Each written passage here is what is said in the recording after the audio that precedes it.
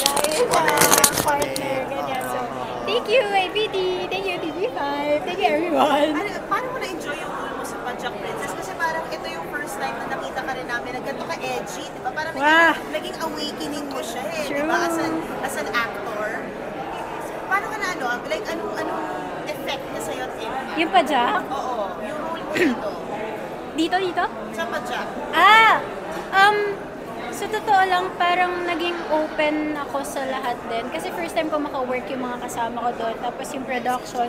So, parang ang dami ko rin natutunan and parang as an actor, mas nagkaroon ako ng knowledge and free will to do what I need to do for the character. Ganun. Thank you, Direk Isa. Yeah.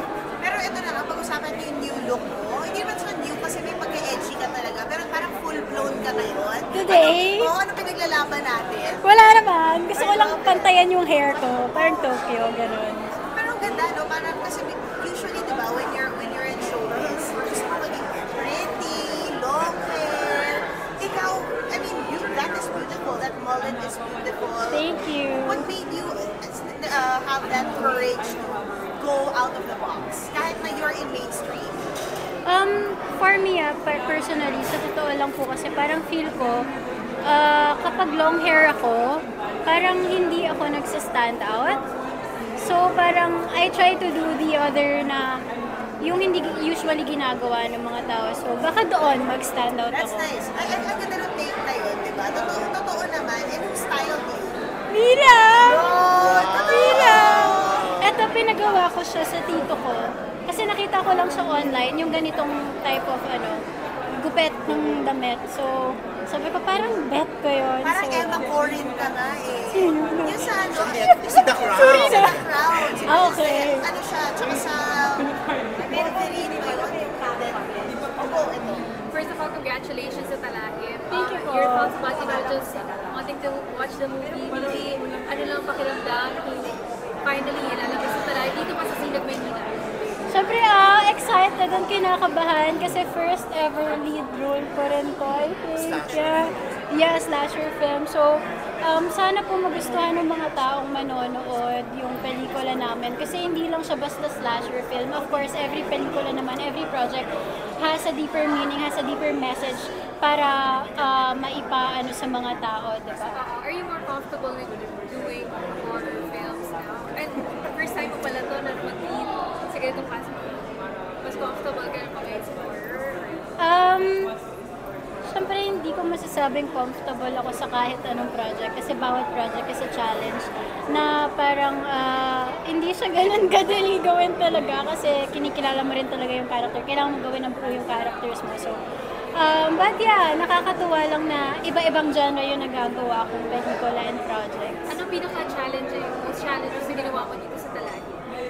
Most challenging, siguro yung pagtakbo ng gabi at malamig at duguan sa Talahib. Saan Talahib? Sa Tipolo to sementeryo siya. Na hindi ka natakot sa sarili mo kasi parang syempre, di ba, pag gumagawa ka ng film naman kahit na saan, Natakot sa sarili ko?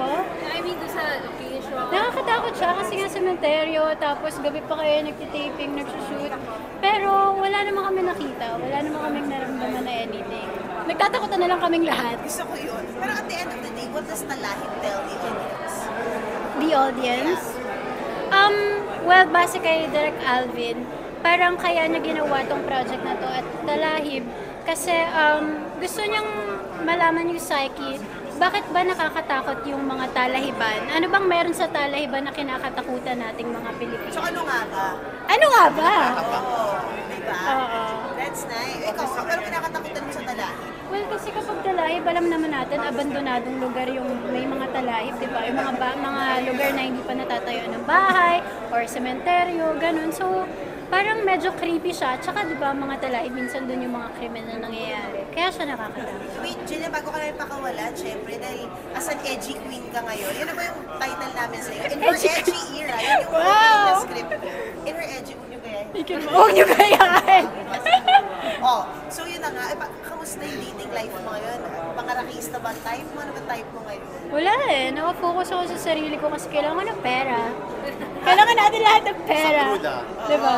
Ay, Ayun, wala naman. Basta ka-focus ako sa trabaho, sa kung paano ko pa i-improve yung acting skills ko, yung personality ko, yung sarili ko, ganyan. Sa September 8, ano na to, awards night na ng Sinag Manila. Kinakabahan ka ba? Oo naman! Nakakaba, pero wala naman ako ina-expect. Basta ginawa ko tong project na to at binigay ko yung best ko. Yun na yun, kasi last year pa namin siya ginawa actually. So, bahala na si Lord! Lord, it's on you! What's next for you? Waiting! Ayun, tanong natin siya. The joke lang. No, waiting. Are you Ayan. expecting any series or projects by the end of the year? Or what are you looking at? Hopefully, makagawa ako ng project ulit. Sana pelikula or something, ganyan. What if ibalik ka sa parang pa-cute na okay na sa'yo? Kahit anong role ko gagawin ko. Anything. That's Alright. Kahit daring, risky. Kaya ba ng... Baka wala na sabihin! Baka may lang kaya ba?